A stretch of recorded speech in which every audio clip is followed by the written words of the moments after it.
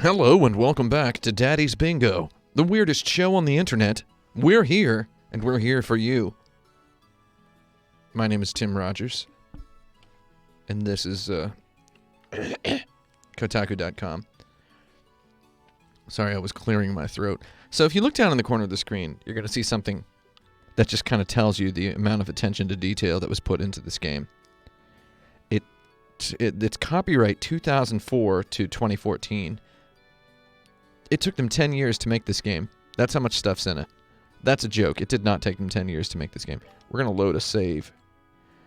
A good Beavis and Butthead reference. It says load. That was from the washing machine episode with the washing the dog. So, yeah, I'm being asked in the chat, have I played the Legend of Heroes games before? Or have I played this game? I haven't played this. You'll see that I have a prologue in the sewers from 5/1/2016, where I played it for a short amount of time. But now I'm back 2 years later. 2.5 years later. I've now played more than I played it previously. 49 minutes versus 46. I wasn't far enough into the game to, be worried about reloading my save. I noticed that you start the game on level 3. I haven't fought yet, so we're at an Orbital factory. It's not a popcorn. Ooh. Okay. Oh my god, we're not finished. Oh yeah, I forgot. We left in the middle of an orbment thing. If you choose slot, you can open a new slot. Okay. Now decide which one of your slots you're going to open. Alright, I'm going to open a slot, bro. Oops, wrong button. I'm going to get used to all the controls. Don't worry. It's just, there's a lot of stuff, and it's kind of thrown me in the deep end. Joshua and Estelle. Clock up. Excuse me?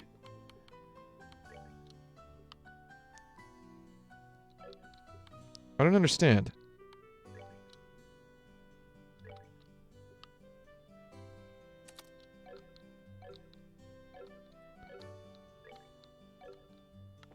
What in God's name does she want me to do?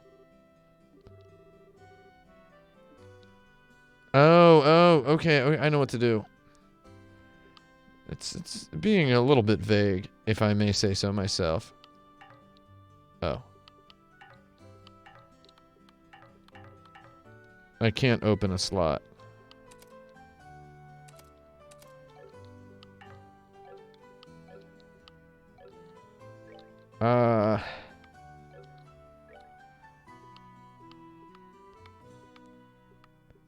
Oh man, I can't believe I need to buy a slot from the guy. I gotta buy a slot? Is it a modify? Okay, already open. All quartz. Okay, openable. I'm gonna open this one. I opened slot 6, everybody. It's good. Oh, I guess I should have opened that other one. Insufficient sepith. Oh, yeah. I don't have enough sepith to open that one. I don't have enough sepith to open that one either. Wow. I got straight sepithed. I see you've managed to open one of your orbiment slots, Estelle. Oh, God. That's a sentence I never thought I would hear in real life. Okay. The qualification test. This is where we go in the sewers and punch some rats. You know, I can't... Oh, this is a classic RPG writing technique. Is you forgot? Do I have to remind you again?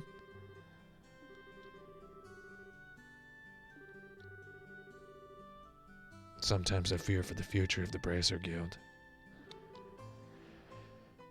People in the chat saying these look like 1990s Silicon graphics looking pre-rendered models. Yeah, I love them. I love them. They remind me of a kind of PS1 sort of a look. I mean, well, they remind me, to be perfectly honest, of Legend of Heroes games, such as the ones on the PSP, which I guess is what this game is. Mr. Melders and Freddy, thanks for your help. High and dry. Does anybody know the origin of the idiom high and dry? I'll tell you.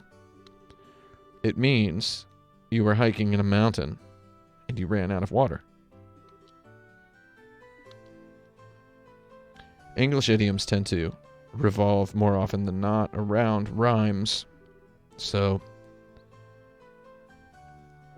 the rhyme of high and dry, and then also linked with this moribund meaning that results in it being the sort of thing that got passed around a lot, said a lot in the 19th century. Those were people who'd seen a lot more death than they would have liked to. Diseases and pestilence, smallpox and whatnot. Oh, divine Aidios.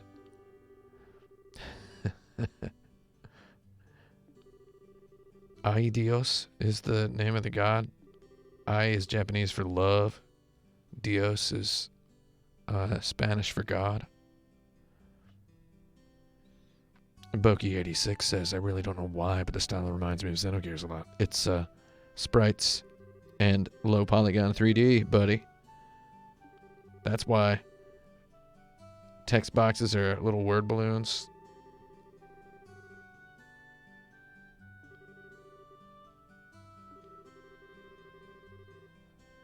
Yeah, let's go down in the sewer and punch some rats, dude. You know, I honestly love how RPGs tend to start with rats being punched.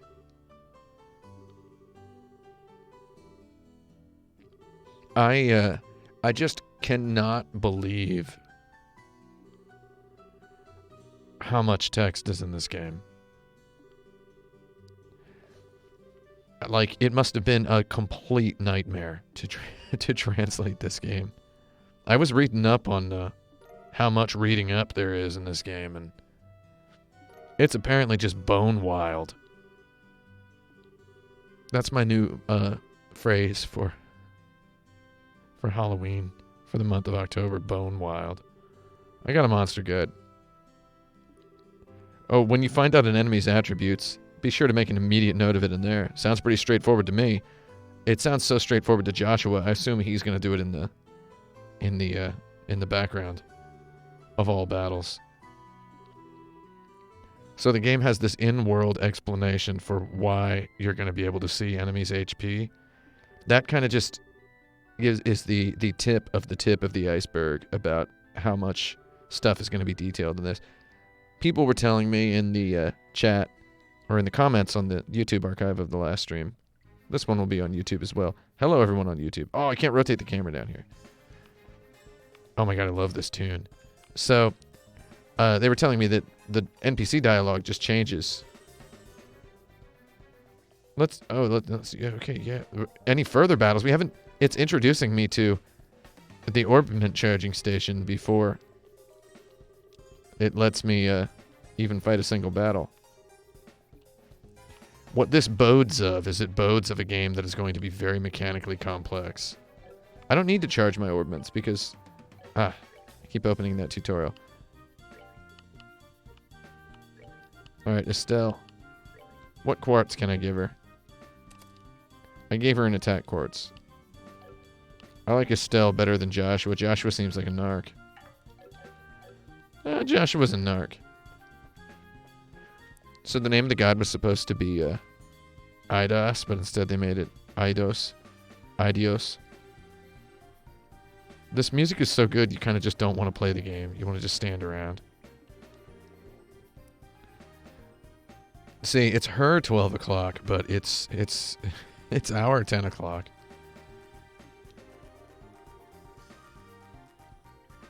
Okay. Engaging an enemy from behind is advantageous.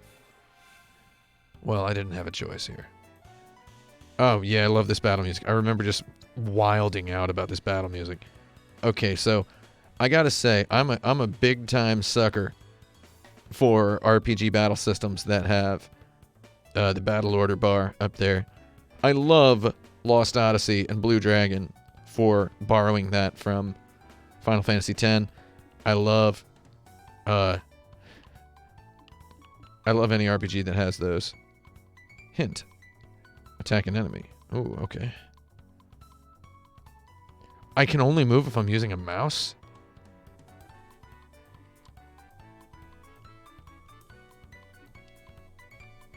Oh my god, I can't... Oh. I can't move unless I use the mouse. I don't care. Dirty rat.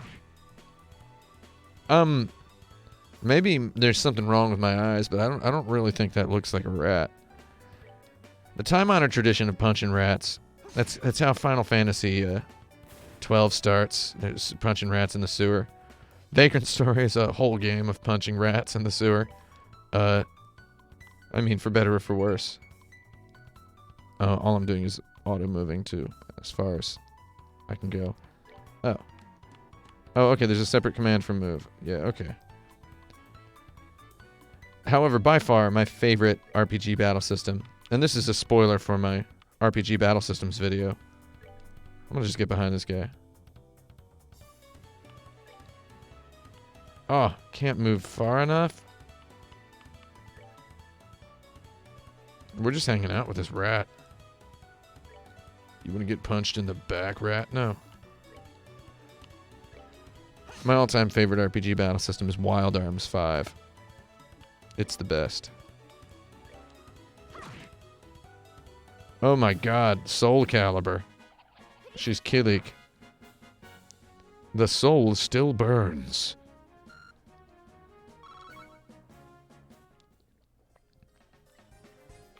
Alright. Okay, I've now officially made it farther than I've ever made it before. There's some noise hovering in the field. Albatrods says Joshua's cool, but yes, he is a narc. Is he really a narc? Don't spoil it if he actually narcs out later. I mean, he has amnesia, so there's a chance that he's like a stealth narc. Yeah, I'm gonna consume some EP by using arts with my orb mints. I love this PlayStation 1 RPG sounding music. Yeah, they do look like the Shrieker from Tremors 2. Tremors 2 is hilarious. Man, Tremors is a good movie. Arts are effective against foes which are difficult to hit with a weapon. Yeah. Music is the weapon here. All arts have an element. Determine the element most effective against your foe. And use it. Alright. I'm gonna use, we're gonna use Big Boy Firebolt on this guy, because I think it's gonna be sweet. A moth cluster. That's, I gotta say, it's a bit of a nightmare. Well, let's see.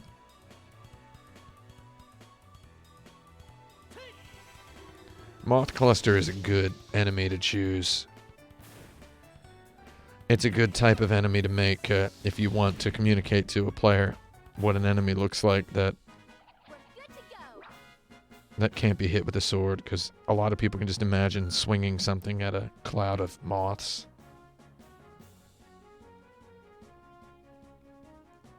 A lot of RPGs level your characters up to balance them out. I got a crisp onion. I love how there's onions as like a power-up.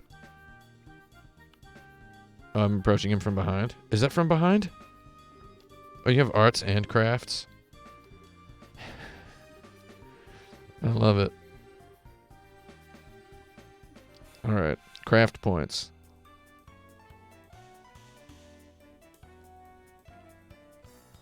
Not only deal damage, but also have a broad range of effects. So they're like abilities, whereas arts are like magic.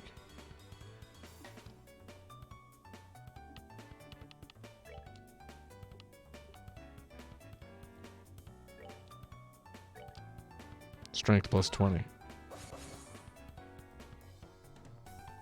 Not a lot of spoken dialogue in the game. That's good, though. Wait, can I can't use it.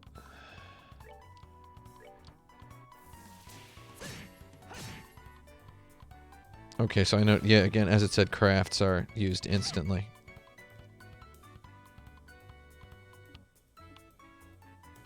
Oh, she needs to do damage to enemies in order to gain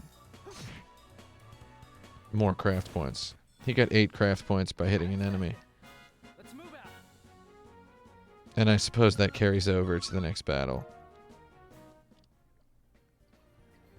So that's a bit of a subtle, bravely defaulty element where you can use the longer you go without using a craft or an art, the more crafts you can use. The door is rusted and appears to be locked, so it's like double owned. Oh, look at the shadows. I love it. Hello, friend. Oh, how about we explain? One blow using an S-craft or S-break should do the trick for just about any enemy. Our CP has to be at least 100. God, listen to this guy. Listen to this guy just narking out.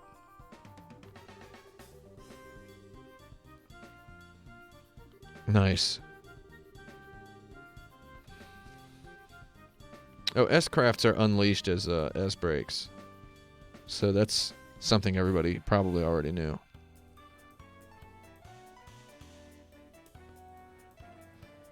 Alright.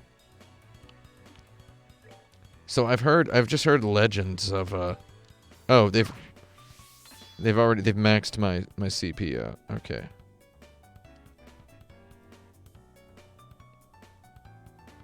Okay, S-breaks are actions which allow S-crafts to be immediately unleashed while ignoring the battle order once the CP gauge has reached 0. S-crafts which can be used as S-breaks can be changed by going to tactics. Oh, so it's something you have to decide outside of battle, and you can't change it during battle, which is good. Press the brake button to unleash an S-break. An S-break cannot be unleashed during the no button condition. Now press the brake button. Oh, that UI is a little bit uncentered. There, that button's not... It's okay. Press the brake button. If you're using a keyboard, you may use the 1, 2, 4 number keys or the arrow keys to select... Shoot!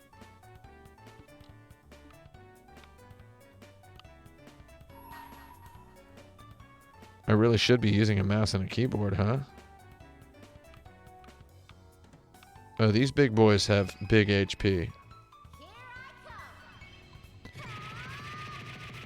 Oh my god, I love it. 189. In my business, that's what we call owned. Get punked. What? The utter fool has missed. Oh, but that's charged up his art, or his craft. How do I get... Oh, I pressed left to get over there. Okay. I'm gonna break this guy. I'll break you, dirty rat. I love that really sweet pixel art that pops in. You know, a lot of early PS1 RPGs were a lot better than people like to think they were. Like, Beyond the Beyond. How many people in the chat know about this RPG, Beyond the Beyond? 69. How many people know about that? Beyond the Beyond is often... The go-to opinion of Beyond the Beyond is that it's a terrible game. Everyone just immediately goes, oh, that game sucks, dude. And the reason everyone thinks Beyond the Beyond sucks, most people... I have met very few people who have actually played it. Everyone I've met who's played Beyond the Beyond really likes it. Because it owns. And it especially owns in 2018 if you just look at the art in it. It's just a really, really sweet game. So the reason people think it sucks is Final Fantasy VII had already been announced. And just every other RPG was a curse. Every RPG that came out was just like a punishment. It was like detention for people who wanted Final Fantasy VII. Okay, wait, turn buttons.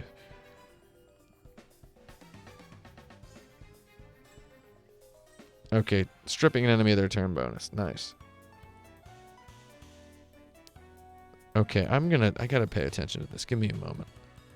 These icons indicate the bonuses allotted to the battle order if a bonus icon appears.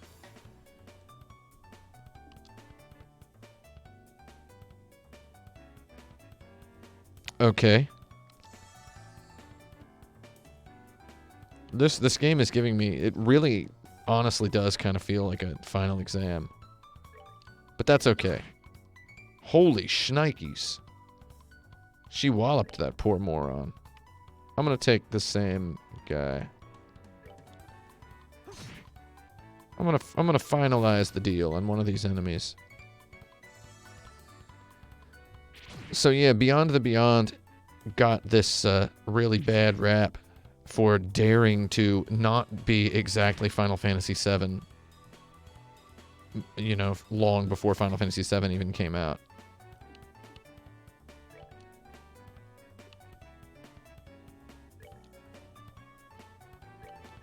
I guess I should take these moth clusters out.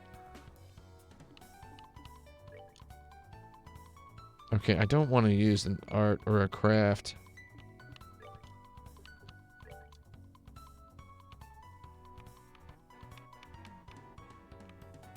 I'm gonna get this moth cluster. He got a Sepith up bonus. Oh, by taking an enemy out, I shifted the bonus to her. So now she gets the Sepith bonus. Alright. It's got loot in the battle. A healing salve formulated by the Septian Church. I gotta heal my friend. Because you know what they say. If you don't got a friend, you don't got a buddy. Friend is too far. Friend is too far. Well, heck it. You're not gonna die over there. Not on my watch. Oh, no, wait. It looks like dude's gonna go over there and get her. I don't know what to do. Ah, I don't have 20 craft points. Hit me.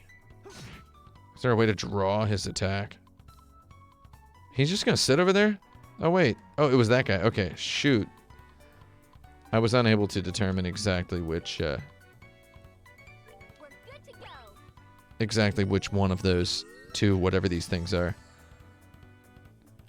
So, as I was saying, the tradition of beating up rats in an RPG in a sewer. The game Ni no Kuni 2 really endeared itself to me in its opening hours by having a... It starts in like a kingdom of rats, and the first dungeon is you're fighting these rat soldiers literally in the sewer of the castle. I thought that was completely hilarious. It was clearly a reference. Clearly. Just like a little acknowledgement of RPGs. Lol. So I really liked that. And now there's a whole game about just punching rats called Vermintide 2. I like that game. I got that on my... It's on Xbox Game Pass. Yeah, Ni no Kuni 2 is interesting because it is cats versus mice. Ni no Kuni 2 has a real chill vibe, and all I want to do is just play it. But I want to play it at home in sweet 60 FPS. I did not like the original Ni no Kuni. I played a bunch of it, and I just, I couldn't chill with its battle system. I like that Ni no Kuni 2 just picks up that old Ni no Kuni. Or that old, level 5 battle system style, like Rogue Galaxy. You've got the close range attacks and the long range attacks. The gun.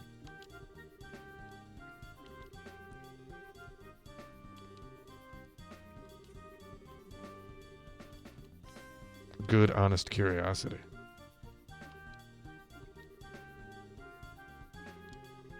Wow. The F word. Flunking. Opening the box is an automatic fail. Oh, Boki86 said that the fight screen reminds them of Breath of Fire 3 and 4. Is Breath of Fire the best sprite-based RPG, or is it just you? Well, I don't want to think about that at the time. I don't want to try to decide what the best-looking sprite-based RPG is, because it hurts my head. But I do declare Breath of Fire 4 is one of the best-looking video games of all time. So that's a hint as to what I think about that. I absolutely love Breath of Fire 3. Oh, someone told me to open the box and see. Nice work, hero. It's rusted and locked.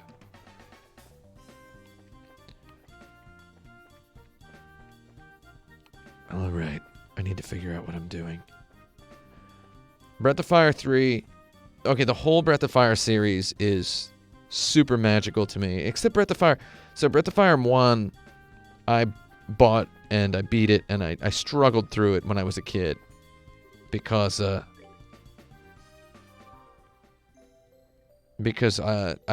needed it.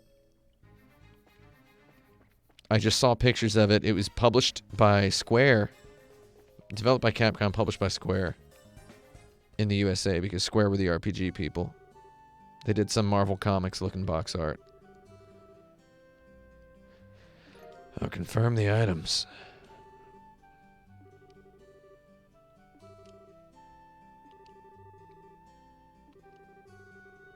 Evidence of tampering. Not every treasure chest has a unique empty message, but like 40% do. So it's like now I guess I want to... I guess I kind of want to find out. GG Rubin in the chat says, I thought I was about to finish Dragon Quest XI, working my way up to what I thought was the final chapter. Boy, was I wrong. So very wrong. Now I'm not even sure if I'm halfway. Yeah. I was ready for the game to be much longer because I've just played so many Dragon Quest games. And as I said in my review, they contain their own sequels. So it's like, it's really unfair even to describe a Dragon Quest game as like an 80-hour game or a 100-hour game, because they really do feel like 2 games or 3 games. Yeah. GG Rubin says it's my first DQ game. Yeah, it's your first, well, it's a good feeling to have, to be like, what? How much of a game is there? Because there's plenty for you to enjoy. And then there's a twist. And then, I don't know what part you got to that you thought was the halfway point. I don't want to spoil anything. Maybe I accidentally spoiled something by saying that. Because, maybe there's a part, later that changes everything again. I don't know. Yeah, 9 out of 10 twists in Dragon Quest. You can see them coming a mile away, and then the 10th one, you're just like, oh, lol. If you beat Dragon Quest XI, and the impression that you take away from it at the end of it all is that the thing you loved most was that surprise of, what, there's more, definitely make Dragon Quest VII your next one. Because Dragon Quest VII, it has a many oh come on man moments to it. It's like it was 2 discs on the original PlayStation, and after a while I forgot that it was 2 discs. They really need to release a nice remaster of that for the Nintendo Switch. I want that 3DS version on the Switch. I received payment for my training. I gotta say, it's hard to play video games while streaming in general. It's very hard to play an RPG with a lot of text while talking about different stuff. My attention is completely divided. Kind of brings new presence to one's awareness of the phrase undivided attention. So my score on the job pops out in money. Accumulate points known as bracer points. Man, so games like this are often derided by players who dip in and just get scared off at a tutorial because it is just ranks of junior bracers start at 9 and go all the way up to 1. Set your sights on making first rank and work hard. Oh my god. Work hard and you'll rise fast. You're in the best position in the department. That was a line from the movie The Departed. People get turned off because the games introduce a lot of elements really quickly, but the alternative is drip feeding the elements, just like one at a time, like one little thing per hour. And that just makes the player feel you can get 10 hours into the game and they're just like, oh, let me tell you about bracer points. To the B-bone? The B-bone? B-bone? Yeah, Dragon Quest VII on 3DS is really good. It's a really good way to play Dragon Quest XI. Or not Dragon Quest XI, Dragon Quest VII. It's a really good way to play Dragon Quest XI, too. It's a shame they don't have that.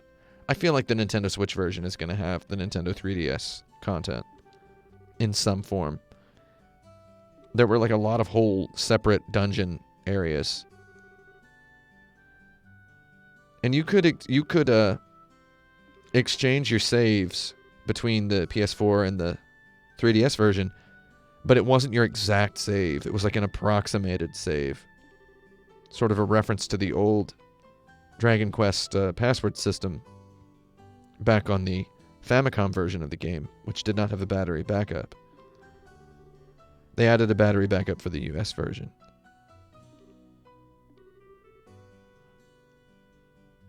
So that's why I think the Nintendo Switch version is going to have all that 3DS stuff in there. And I'm a big dumb baby and I'm going to play it again. Well, we got Junior Bracer emblems. So yeah, I kind of don't mind that this game is throwing all the systems at me right away. And then it's going to leave me a tutorial and a menu that I can look at whenever I want later. Both hereby appointed as Junior Bracers. What do we do for a living? We brace juniors.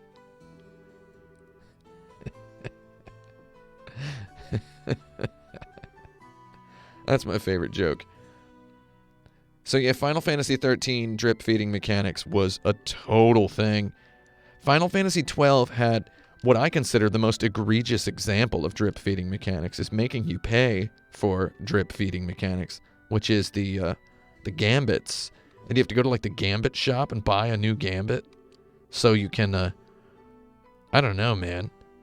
It's like, imagine, I mean, games make you pay for stuff like accessory slots.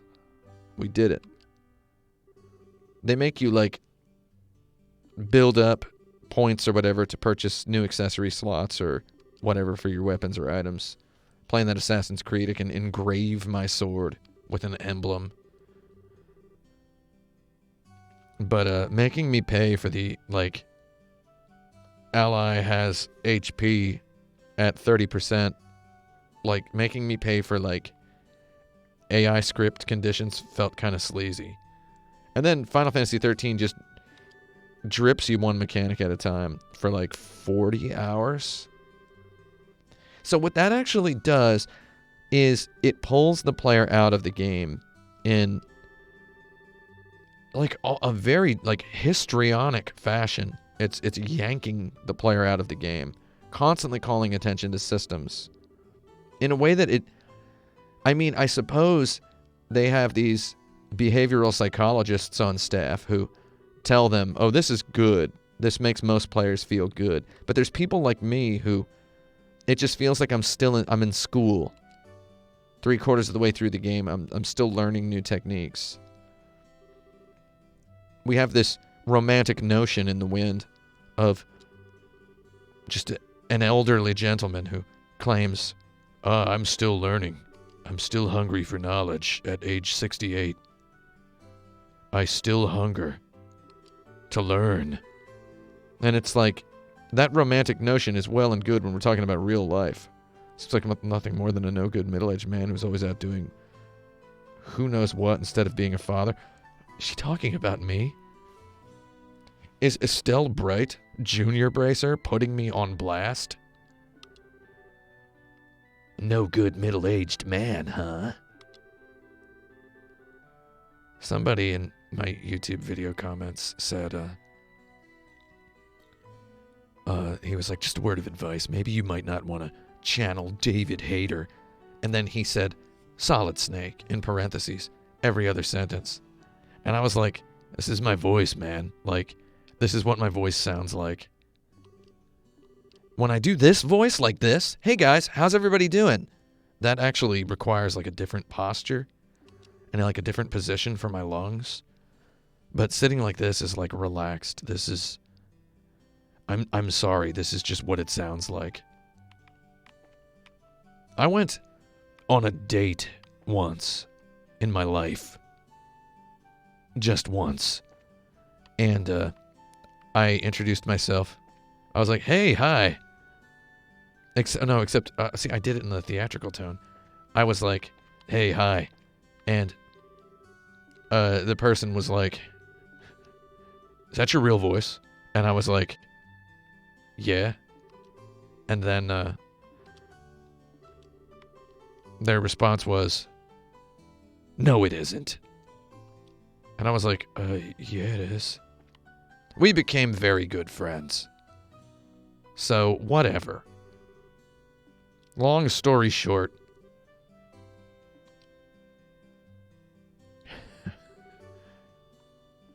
I was told that this is not my real voice. I'm sorry. Hi there, Joshua.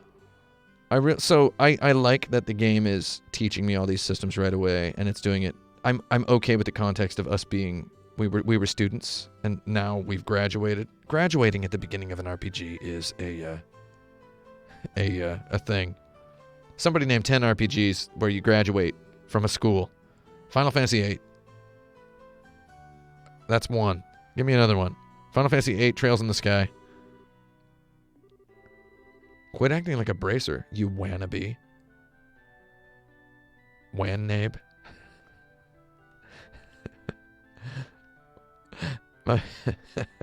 My friend in Japan once pronounced, she saw the word wannabe and she said wannabe.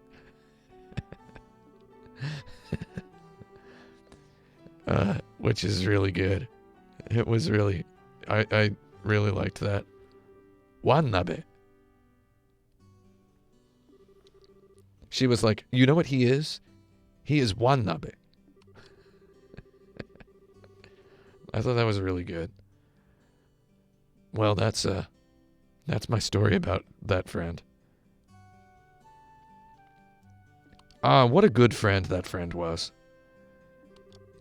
She was very nearsighted and did not want glasses. And it was like apparent to all of her friends that she couldn't see. But she was like hiding it. I just watched the movie Unforgiven the other day, and that reminded me of her. If you haven't seen the film Unforgiven, you want to see something with themes. Only mature people are allowed because they have to be 16 years old. So Estelle is picking a fight with street children.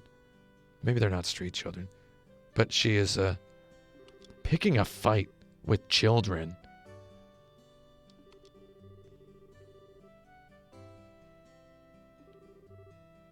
Oh man, Sunday school is dying to have you back. Oh man, they're getting toasty on each other. Luke and Pat, are they going to be characters in the next game?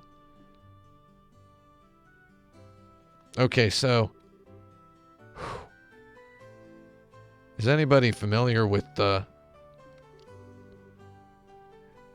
good French philosophical thought experiments in the chat? We got anybody out there buffs of that sort of thinking? Because, you know the one about the donkey and the 2 bales of hay? That's me right now with these 2 signs.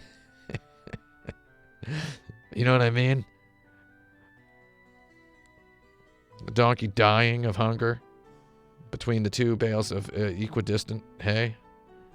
That's me. You've got bread on my left hand, gun and knife on my right hand. I'm going to assume it's Coca-Cola in that bottle on the left. Bread and a Coke and a bushel of apples. Or gun and a knife and a basket of flowers. Which one do you want? What do you know about French people's nightmares, Gigi Rubin? Let me know.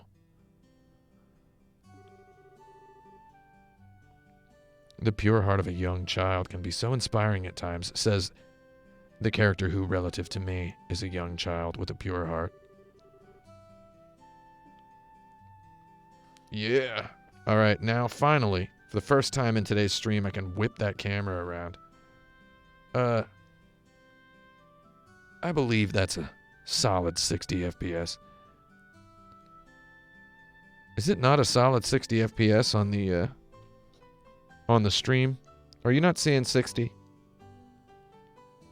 I don't believe you're seeing 60 on the stream. I'm sorry for that. Oh, a copy of the Liberal News. Dad's a liberal. He's not a conservative, he's a liberal. Hello and welcome to my store. I would love to be an RPG shopkeeper in real life. You know, something I did a lot in the when I lived in California is that when I would go to CVS and I would bring my things up to the counter, I would say, I would like to purchase these items. I would call them items. And I would say, before going to Target, because we were working on a video game in my office for a big long time. Wheelchair Sean says it says 1080p 60. So it says it's 60, but does it look like 60 when I was spinning the camera? I think there might be something goofy. Who cares? This game is quote-unquote supposed to be 30 FPS. However, I think anything that has sprite art in it must be 60. The mom upstairs for the shopkeeper is great. I'm going to go see the mom upstairs. So this is the kind of video game that it's kind of... I'm going to go ahead and use the word sick. It is sick that this is not on the Nintendo Switch. I waited for them to announce it. Yeah, Dragon Quest XI has the... They patched it to include 90, 120, and unlocked frame rates. And crikey, if you're traveling about, you should eat whatever food you come across that you haven't had an opportunity to try before. Is she shouting out Tony Bourdain in this text box? That sounds pretty convenient.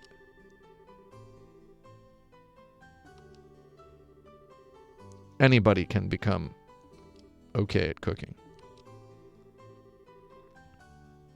You just follow the recipes. Who's got an Instant Pot? I've got an Instant Pot. I got one recently. I haven't used it too much, but I'm going to start using it pretty soon. You're saying the stream makes you dizzy, so maybe that's good. I mean, you got to get a little bit dizzy every couple of days. Man, look at all the shoes on the ground over there. It just looks like a person's house with a lot of shoes. So you have sit-down meals and to-go meals. Sit-down meals cannot be carried as items. Well, I mean, that's obvious. You can't get them to go. Okay. I really love this trend in RPGs of recent years to have food-based leveling.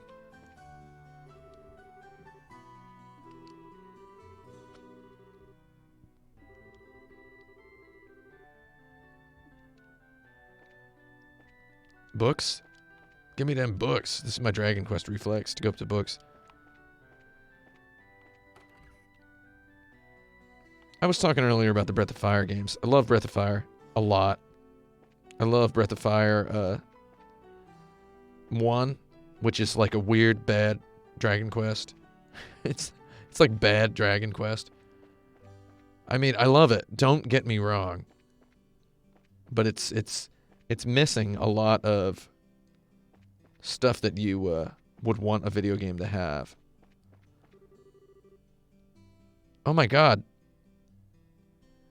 You're just gonna come yell at us now on our way out of the town?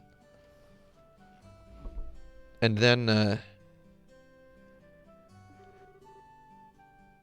Breath of Fire 2 is some dark, hard, sinister RPG-ishness. There's a lot of good, weird, dark moments in that game.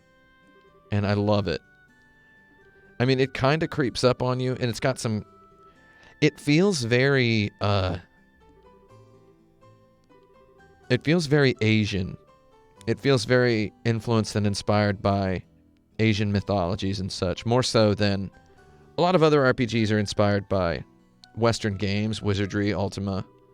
At the time, Dragon Quest was very big on wizardry and Ultima, as was Final Fantasy. And then, eventually, they started becoming their own things. Dragon Quest is just an incredible opportunity to have the guy who was drawing the greatest manga, the most popular manga at the time, Akira Toriyama, to have him design Dungeons and Dragons monsters for a video game.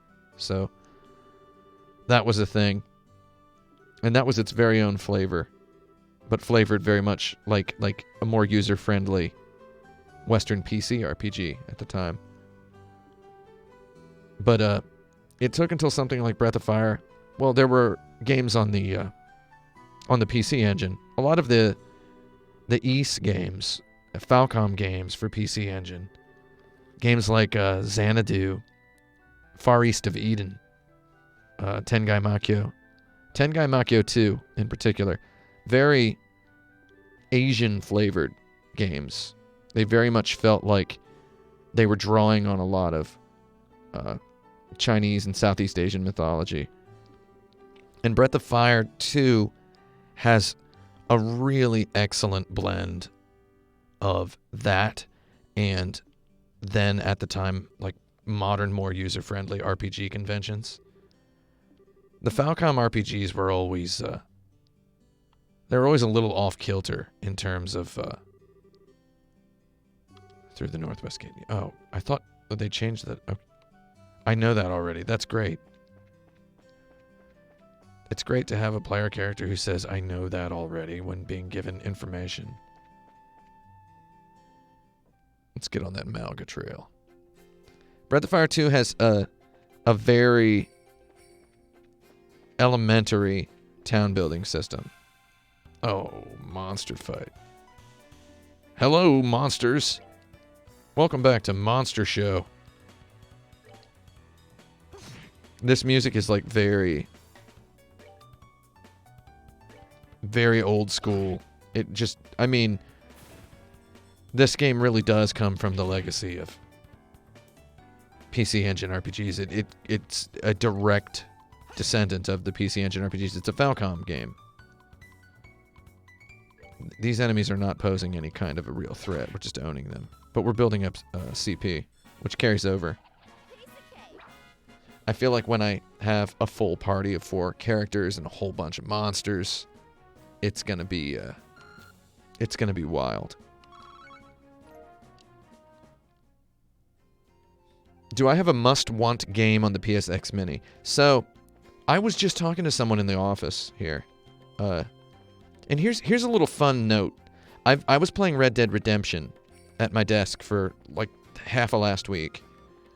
And just playing Red Dead Redemption 1, the first Red Dead Redemption. So many people in this office. It's an office building with about, I don't know, like 200 people in this office. And people walk by my desk a lot. And people often will see that I'm playing a video game, comment on the game. Must have gotten like 10 people be like, dude, is that Red Dead Redemption 2? And it's like, first of all, a lot of people seem to know about Red Dead Redemption who are not specifically, strictly speaking, video game people. And a lot of them just thought Red Dead Redemption 1 was Red Dead Redemption 2. So in other words, they're not super aware of how good graphics have gotten. Number 2, Red Dead Redemption just still looks good 8 years later. Miss? Don't miss. It taught us all that meticulous system stuff, and then we're not using any of it right now. So yeah. Yeah, it is weird that he's only hitting once, despite carrying 2. You call them daggers. I think they are daggers, but they're just really long ones. Oh no, I touched a thing that looked like a background object. Okay, now we might have to use some magic. I'm gonna do a soul blur on this guy. It has 120% elemental efficacy. I'm gonna do aqua bleed.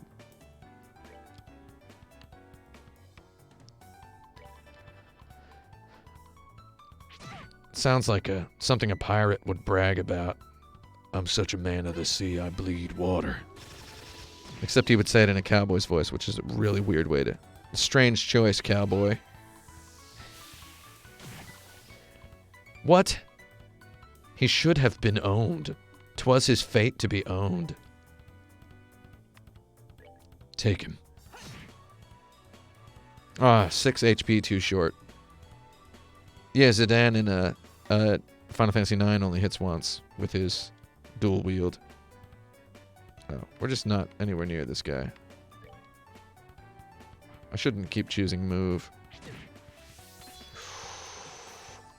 Oh, I believe I have a craft break.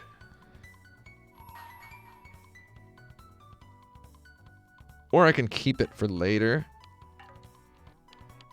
Oh, I can't cancel it? I guess I should have canceled it. Or I couldn't. I shouldn't have done it. Is this like touch move chess? Is that what it is? Holy lord. You blasted that guy. Let's move out.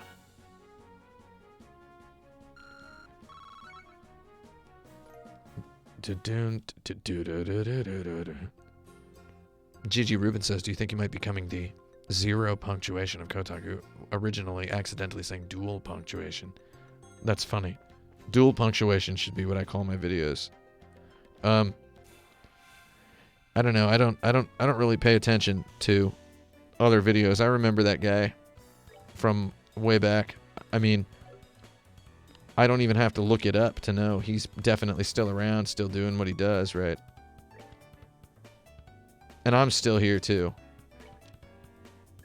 Not dead yet, everybody. Have I ever played this game before? No, I haven't. I'm playing it for the first time. But I've played many, many, many games by Falcom in the past. I was just talking about Tengai Makyo 2. And RPGs with very, very proud of Asian mythological folklore influences.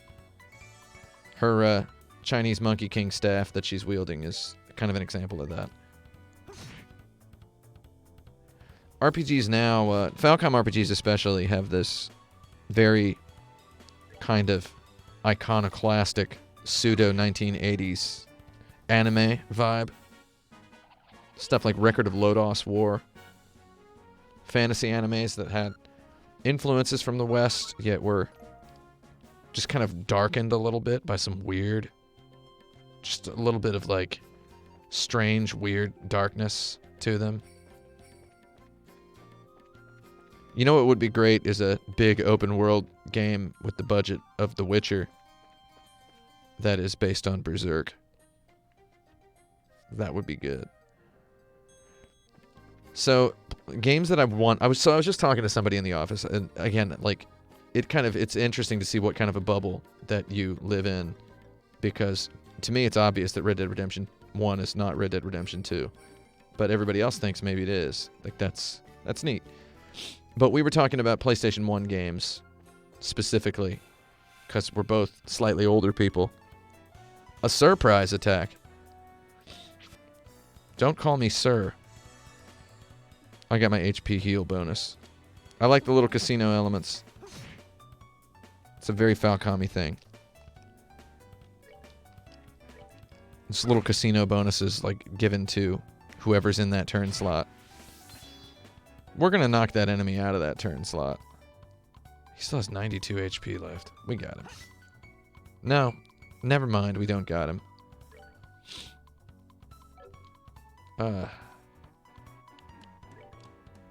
I'm gonna pummel him.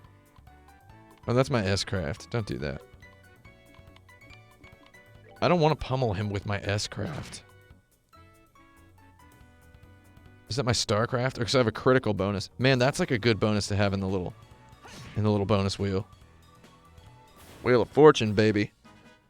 All right, we're good to go. Oh, I got 7 experience points. How thoughtful of them. Oh, wait, I'm trying to go north.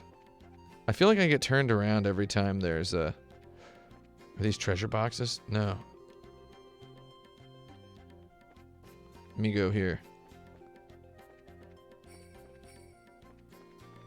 Yeah, I get... So, as for games I want on the PlayStation Mini, we were talking about Bushido Blade, which is a game that a lot of people talk about.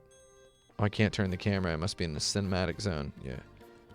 A lot of people talk about Bushido Blade, and it's not like a super great game.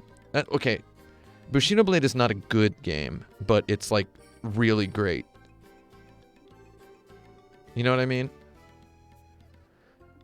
Are we going to go inside and then we're going to learn our destiny? We thought we were just going to be junior bracers. Bracing juniors for the rest of our lives. I want to see if there's treasures. Treasures? No. Always got to make sure if you find the tasties. Oh, this music's chill. So I think Bushido Blade 1 being on the PlayStation Mini would be cool. Honestly, they should just do a Square-only PlayStation Mini. Oh yes, this style is very reminiscent of Ys Origins. Probably some of the same art teams.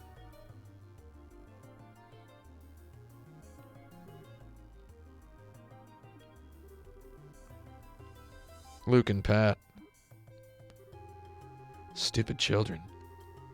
Is this game going to begin with a ritual sacrifice of Sunday school children? Because that's terrible. Oh man, yeah, okay, so I like the graphics in the game, period. But like in this scene in particular, I'm just like really digging it. The colors, the tree. I like the gradient at the bottom of the screen, the stripe with all the little icons on it. Would be perfect for playing on a PlayStation Vita or a Nintendo Switch. I've always pronounced Ys as Ys, which is how it's written. It's how it's written in the katakana. I feel like Dragon Quest VII will not be on the PlayStation Mini. 56 hours to finish Dragon Quest XI. That's too fast, man. You didn't chill enough. You couldn't possibly have done all of the quests. Not that I really think everybody should do all the quests.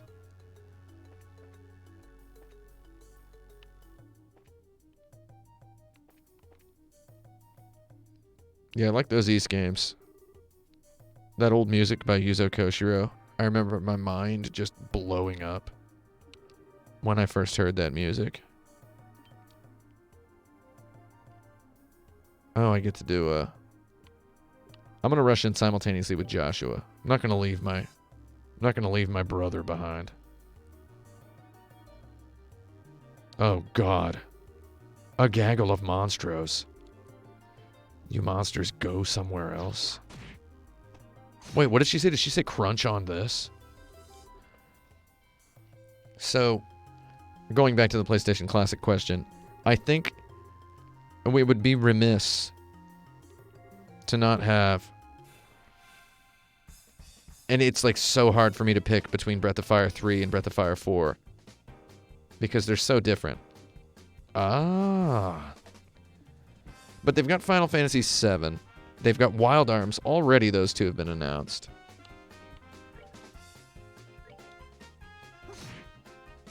So we've already got 5 of the games announced. Final Fantasy VII and Wild Arms, and Tekken and Jumping Flash, and R4, Ridge Racer 4.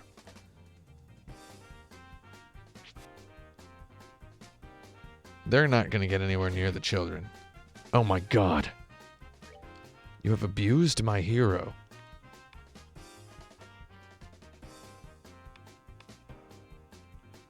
Okay, so they each have 60 HP remaining. I've got to do this clean. Okay, that's one. Run, friend.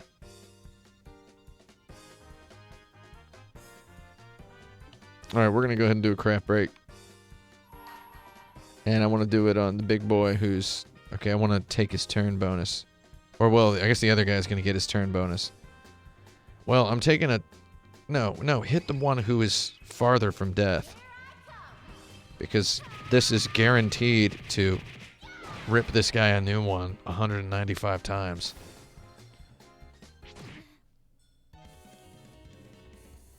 Oh no. She's in a critical condition. Oh, but she can be healed. Enjoy. What are your favorite RPG item giving exclamations? My favorite one is... Oh god. I was saying earlier how I would go to CVS and say, I would like these items. Like talking about buying an item. And I would say to my friend, while we're developing a video game, I'm like, hey, I'm gonna go to Target and get some items. Is what we would say. So my favorite RPG item using voice is hands down Aika from Skies of Arcadia when she says, let's try this. Let's try this. She's just so inquisitive about the inventory of her item bag. It's like she can't remember what a healing potion does. Yeah. Skies of Arcadia on the Nintendo Switch would be... Can you imagine playing it while you're in an airplane? The real Skies of Arcadia. Well, the Nintendo Switch is sort of an arcade that you can play on an airplane, so it's an Arcadia for the sky. Let's try this. I still say that sometimes when I, like, crack open a can of LaCroix. I'll just be like, let's try this, and take a sip. I did it like 3 nights ago. I got home and I cracked open a lime LaCroix. Skies of Arcadia is kind of easy, though. Oh, stop it. What does it matter if it's easy? What is so great about Skies of Arcadia? Huge 3D geometry and fun characters. Just ostentatiously, audaciously, virtuosic 3D geometry. And it's Sega as heck. It's got Sega characters. It is the closest thing we have to... I mean, not counting Phantasy Star Online, it's the closest thing we have to a new Phantasy Star game. I mean, it's not really new. It's 17 years ago. Yeah, so... Xenogears... You want Xenogears on the PlayStation Mini? Yeah, everybody wants RPGs on it. There should just be... Square should make their own goddarn Mini, man. They should make their own. GG Ruben, if you discover a banned word, just don't try to use a word around it. So the Square Enix should make their own Mini. But I want a Breath of Fire on there, 3 or 4. I love Breath of Fire's 2, 3, 4, and 5 so much. 5 is definitely my favorite. But 3 and 4 have so many things in them. Like, so many things. Breath of Fire 3 has... someone on Twitter had said, what's your favorite dungeon in an RPG? And I wanted to say what my favorite dungeon was in... Well, he still lacks skill and understanding. Just shows up to be dead.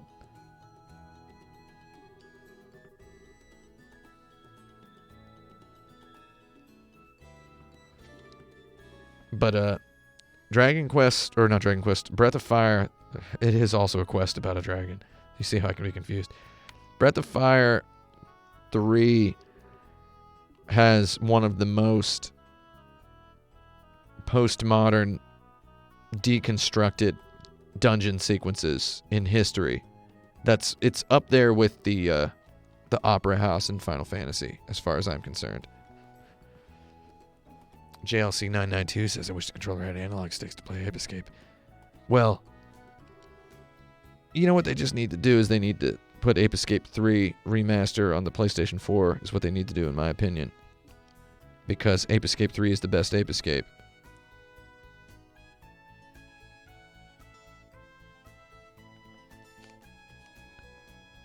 Oh my god, I think the word meme is banned in our chat too. That rules. Wait, no. Can't say meme in this chat. Don't do it. Yeah, Ape Escape 3 is the best one. It's for PlayStation 2. It's almost as good as a Mario game, to be perfectly honest. It's very easy, though. So some of you wouldn't like it because it's too easy. And Breath of Fire 5 is another RPG that people hate on because it did some new stuff. It was very, very weird and strange. It had a very demanding battle system. A very curious structure. Just overall, it was not the most chill-friendly RPG. Really chaps my hide. Yeah, Sony definitely need to bring Ape Escape back. So Ape Escape 3, fun fact, has the same art director as Mega Man Legends 2, and Misadventures of Tron Bonne. So, deal with that, everybody. So, I need a Breath of Fire, and I need Mega Man Legends 1 to be on the PlayStation Mini. I mean, they're obviously going to put a Crash Bandicoot on there, right? But it's like when you look at the Square Enix games you'd want on there, you'd want... People, I see everybody saying they want Final Fantasy Tactics and they want Final Fantasy... Oh, I'm getting paid for the Child Rescue. I'm still 9th class, though.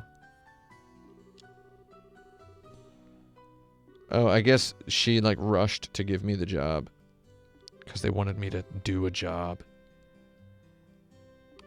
She's telling me I'll do even better on my next job. Will I? We need to go back home and give Dad the copy of the Liberal News. I'm going to get these kids home to have dinner. They're going to get home and they're going to have dinner. Yeah, I would love it if Linda Cube was on the Japanese one. Linda Cube is a remake of a PC Engine game. And the PlayStation version is considered the definitive one. But it still very much feels like a PC Engine game remake. One of my favorite RPGs, which I wish would be re-released somehow, is Unearth Stories. Seiya Monogatari, which is a PC Engine RPG by Hudson. But right now, Konami owns all of Hudson's assets, so I mean, they don't really seem to care at all.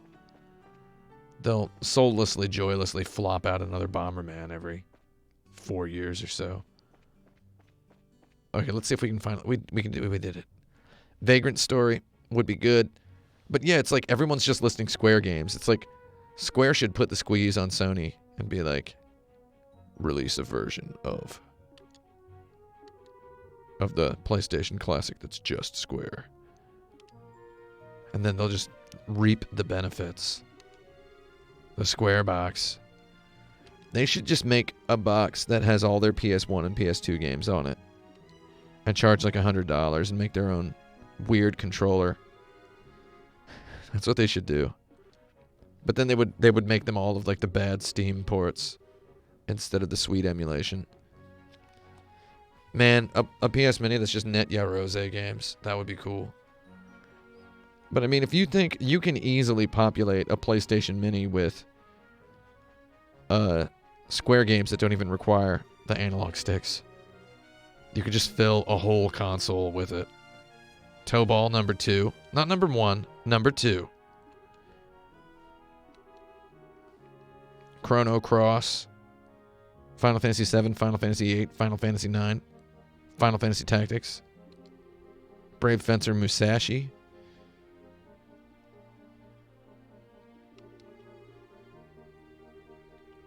I mean, just why not, right? You need to know if I played what? Tomba? I don't think I've played Tomba, no.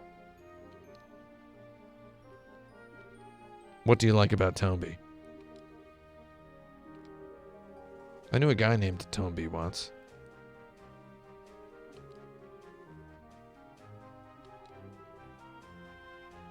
What's that supposed to mean? Angry expression in quotation marks. Again, I love how I can read this and just know it was translated from Japanese. It's like translated from Japanese in a specific way that is a treat for people who grew up watching anime.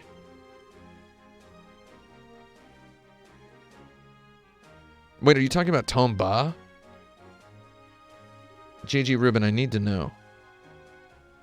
Are you talking about Suehiro Hidetaka, Swery 65's Tomba? Because yes, I've played Tomba. Let me go ahead and go on record and say it's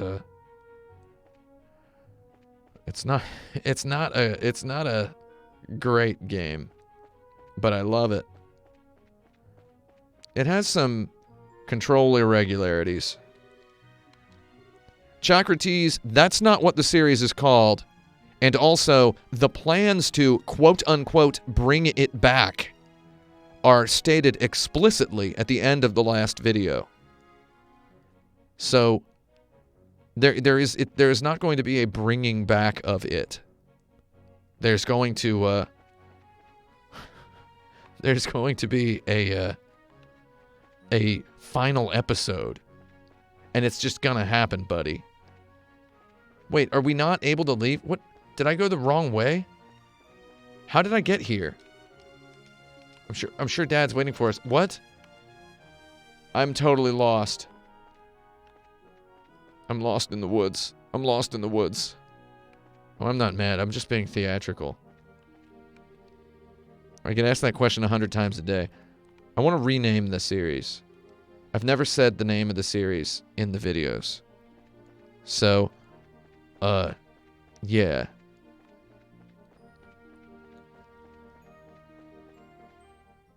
See, what the heck? Go up and left at the fork. Oh, you should have told me that like 2 minutes ago. I'm gonna run around the house because they didn't let me do this last time. 60 fips. How about thips? How many fips are here? Do you pronounce it 60 fips? Or 60 flaps? Or 60 flops? Let me know in the chat. Those are the three answers.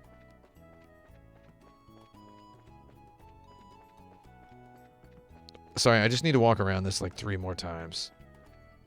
Because I love 60 frames.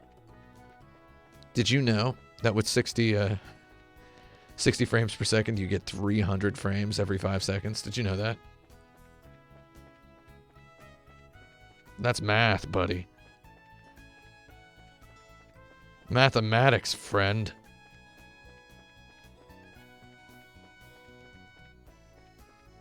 Okay, that was like 6 more times. Oh, man, my eyeballs are swirling now.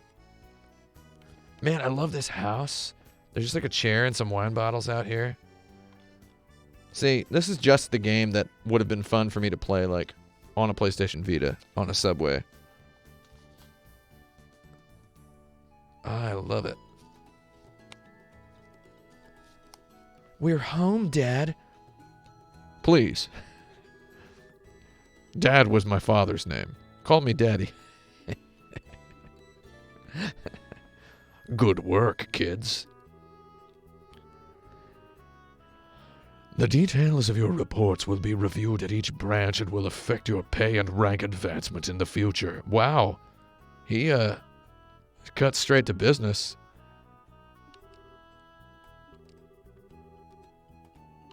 A copy of the Liberal News. Oh, is a letter at the guild something containing hints as to our, the young boy's destiny? I'm gonna get cleaned up and start dinner.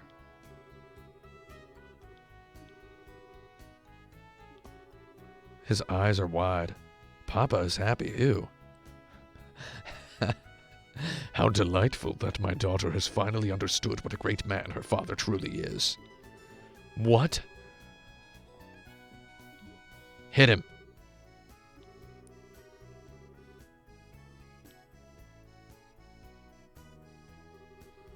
She's funny.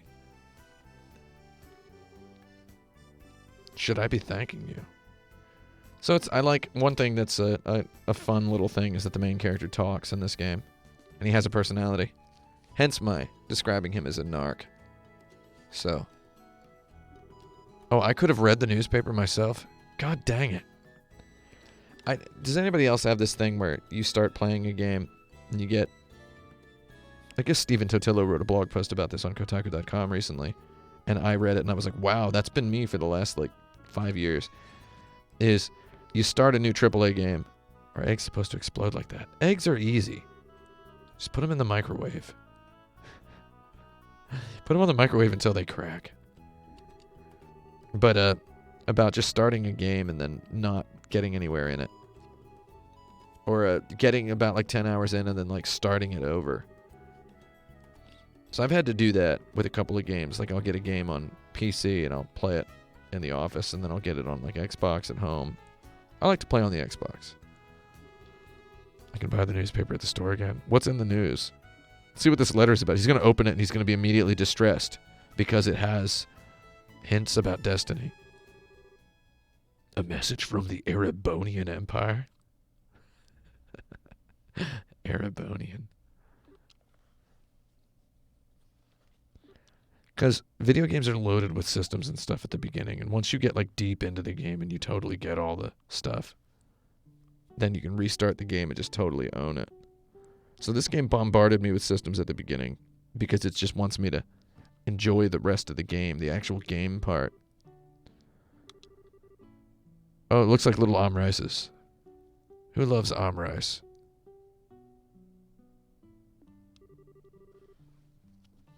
They got a single piece of broccoli. This is the big old punch bowl of salad.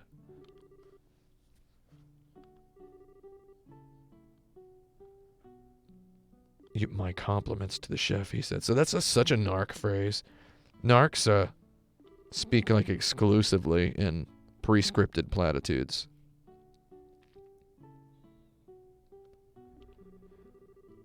Yeah, Assassin's Creed Origins. Well, I'm playing this Assassin's Creed Odyssey. I'm 20 hours into it because I've got to be part of the conversation. And I'm with the stuff I know now, where I am in the game, I would have done more quests at the beginning. Once you get your head around the fact that the combat is it's like Dark Souls for Dad.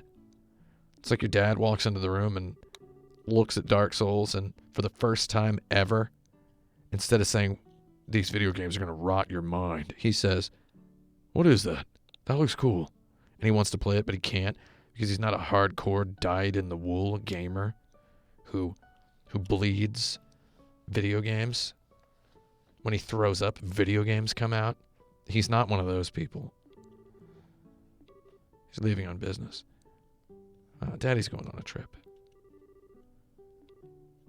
Yes, I'm going to my death. I bet he's gonna die.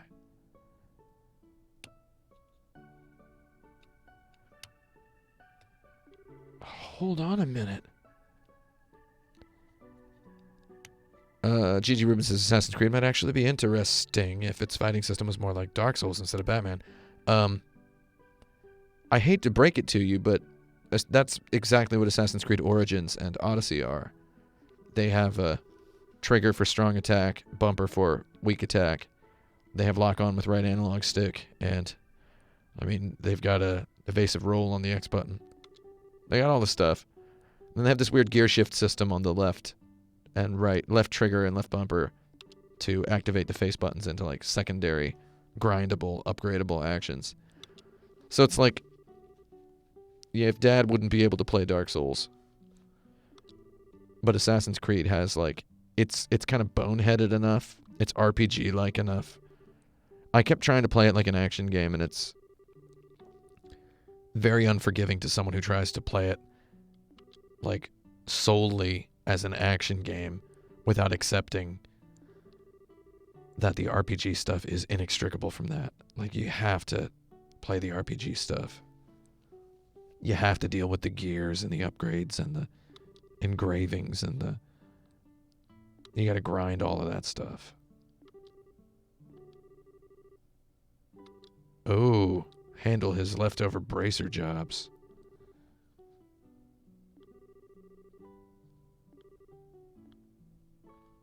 Of course we're gonna take the jobs. Are we gonna get killed on these jobs, Dad? Can you imagine your dad going away on a business trip when you're a kid and being like, here, just go see my patients in my ophthalmology practice. The eyeball is the most complicated organ in the body. Just, go hang out with these guys. So we're like we're like qualified to do some of our dad's work. That's a little strange. So we're gonna go out and see about our father's business. That's a Bible reference.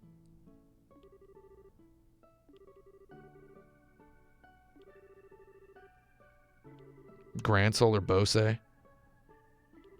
10 o'clock in the morning. Are we gonna wish Daddy a goodbye? Goodbye, Daddy. She's dreaming of her dad's death. No? Okay. That was a little premature there. I'm sorry. I wanted to sound smart in case that actually was the case. I thought she was gonna dream about her dad with a knife through his heart.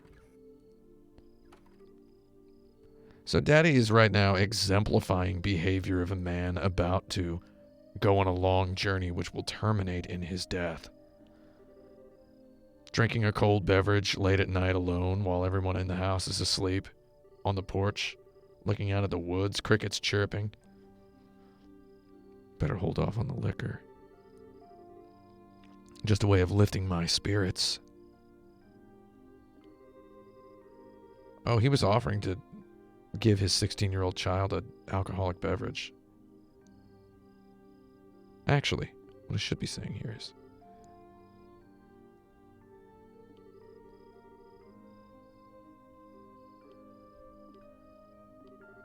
characters love drinking. You know, I feel like for a maximum PlayStation game authenticity, they should be drinking, like, tea. You're drinking tea this late, Dad? It would be, like, completely localized to be like, you're drinking tea this late? You won't be able to get to sleep.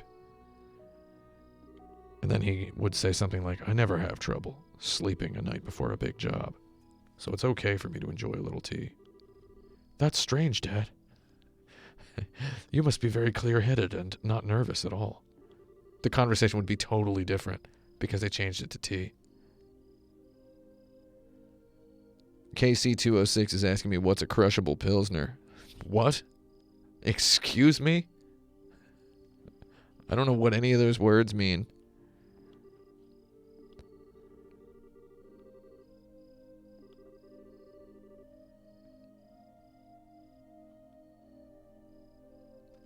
So, the other day I saw a woman who was visibly pregnant standing in front of the CVS with a can of Heineken in her hand.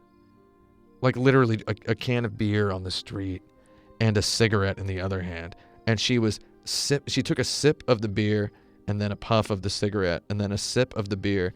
And I saw this from like 50 feet away with my terrible eyesight. And then I just kind of stopped and like hung back and just stared for like a minute. And she's just standing there very like a goddarn Disneyland animatronic person. And I'm like, there's got to be like a hidden camera across the street. There's got to be like some film students are filming some kind of a how many passersby would lecture a pregnant woman about drinking alcohol? Let's find out. And I'm like, is that a real pregnant lady? Is she wearing a pregnant suit? Is that not a Heineken? Is that a cigarette full of cotton candy? Like, what's going on? And then I just went into the CVS and got my ulcer medication and walked on. She was still out there when I got out. Still drinking and still smoking a cigarette. It's just, it's irregular and it's unusual to see a person drinking a beer in broad daylight on the street in Manhattan, New York, Manhattan. That's how you really pronounce it, by the way. Heineken is not a crushable Pilsner. I don't know what a crushable Pilsner is. Now, I know that a Pilsner is a type of ale. I have never tasted alcohol once in my life. Because I'm an idiot. So my mother smoked like 5 packs a day and drank a lot when she was pregnant with me. And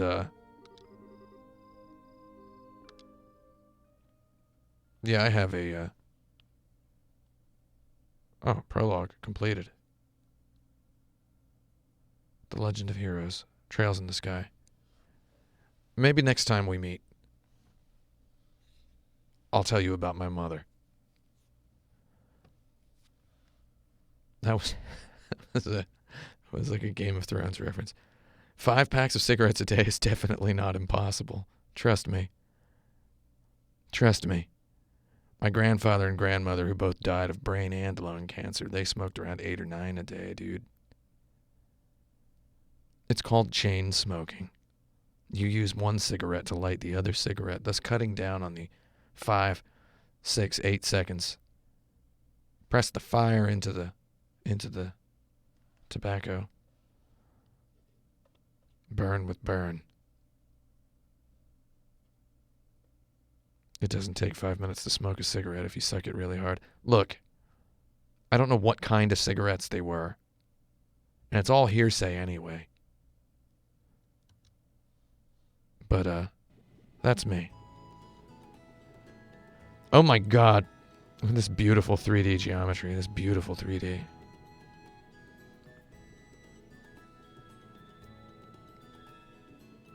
Also remember at the time that any person would have been able to be pregnant with me. It would have been... That was a very, very weird way to phrase that. It would have been 1978, so... You know. She was a punk rocker, you know? Like, whatever. You could smoke anywhere in 1978. You could smoke in the supermarket. Like I mean, you know. People just walking around smoking everywhere. There was none of this. You got to go outside, stand 25 feet from a door, and then not move. You know what I don't like here in New York? Who's from New York in here? Let me know in the chat. I believe she smoked Newports. But, I remember... I don't want to talk about why I know that my biological mother smoked Newports. It's a long story. We're here at an airport, so... Airport, Newport. But, yeah. You know what sucks in New York is, it was a little misty outside, a little humidity, a little drizzly. And, when the drizzles get a drizzling, and the air gets thick, kind of thick like a bad chocolate cake at the birthday party of a child who's not old enough to recognize superior confectionery construction. Thick like a bad chocolate cake. Heavy on the lungs. When the air's like that, when it's meaty and weighty and chubby and wet, there's just no sensation I dislike quite about as much as breathing in somebody smoking a cigarette walking in front of me as a pedestrian on a street when it's just kind of misty and humid and cold. Cold and humid and misty and chubby outside. When it's like that, cigarette smoke just gets lodged and stuck in the air, just electrifies. I hate that. Hate that sensation. How can you not understand what a bad chocolate cake is?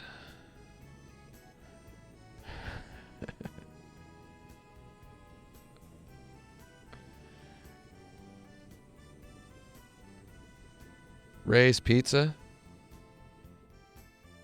Is that the one in the St. Mark's? Or am I misremembering my pizza? There are like 4 pizza restaurants. There are 4 pizza places in Manhattan that every time I pass by there, I see fit to vocalize toward my companion. Should there be an ample lull in the conversation, I would not interrupt something interesting in the midst of being said. I will point at these 4 pizzerias and say, I will never eat a pizza in there. Because they just look a way that rubs me the wrong way. And that's all I have to say about that. I don't know what we're streaming about anymore, but I'm loving this game. Daddy's dead. He went off to his death, far away. I love the different colored flowers. You got purple flowers, yellow flowers. Just kind of red apple, orange apple, peachy colored flowers. Give me a holler. Ooh. Which button's the holler button? Is that another system? $2 pizza at Costco owns, dude. Are you the person who tweets at me all the time about how I eat pizza at Costco? I made a tweet once where I said, you know you live in New York. You know you live in New York when you're eating pizza at Costco. And, like, a bunch of these hardcore, hey man, what the heck you talking about? You don't know what New York is. You ain't lived here long enough sort of guys tweeted at me. And they're just like, you eat pizza at Costco, you don't know what New York is. I was like, well, man, slow down. I've been coming to New York for like 19 years. It has been my favorite vacation, tourism destination, hangout place. And I've eaten lots and lots and lots and lots of pizza for many years. Distant from this place, on a different coast of this country, or just a different country altogether, across not just the ocean close to here, but the ocean the farthest from here. I was all the way across that Pacific Ocean for a decade of my life. One of the 4 decades I'd lived to its fullest as a sentient adult. I lived a full decade as an adult, as far away from here as you can get for you're on your way back, you know. I associated New York with good food vacation, get some New York pizza at a New York pizzeria, get some Chinese food. So when I made a tweet saying, you know, I know that I live in New York because I'm at Costco eating pizza. It was like I had lived here for about 3.5 months, and I was just like at Costco grocery shopping for groceries for my house that I live in, that I pay rent at, and I have furniture and a TV and a bed and groceries in my house. Grocery shopping for a house. I stopped to get a slice of Costco's world-famous pizza, which is exactly the same everywhere else in the world that you go. And I have good memories of that pizza. I've eaten that pizza in Taiwan. I've eaten that pizza in Korea. Okay? So, that was a moment when I was like, well, I guess I actually live here now. And you know what? I believe that's all we have time for today. If I can figure out how to activate the... Ooh. We got to save menu. So, Daddy went on vacation. He's calling it business. But he went far away to sip tropical drinks and get stabbed by an assassin. A hateful assassin. Someone despises Daddy. Oh, here's where I need to make sure I saved it. Okay, it's appropriately saved. Costco cheese pizzas, green eggs, and ham. Exactly. Oh, all of the NPCs have their own storylines. Their dialogue changes after every story event. We're going to go ahead and talk to all the NPCs next time we play. What are you supposed to do now? Well, you're supposed to tune into Kotaku.com, the website, for all the latest news, reviews, tips, tricks, and whatever. Tune in next time and we'll talk more about how many cigarettes my mom smoked and what drinks, what sort of alcohols she drank. Which basically, she was drunk for the entire pregnancy with me, I was told, and got involved in many punk rock situations that caused her extreme bodily harm. And somehow, at this point in time, I have a fairly high IQ. What? I speak like a dozen languages, if I'm being modest. I have a neurological problem that requires me to remember absolutely everything. It sounds like a joke. It's torture. All of this I acquired over time or became aware of. So if there's any intelligence you sense, it's something I made by myself, usually on accident. Because thanks to my mom and her dirty habits, I was born stupid. However, I will not die hungry. Video games forever. Kotaku.com.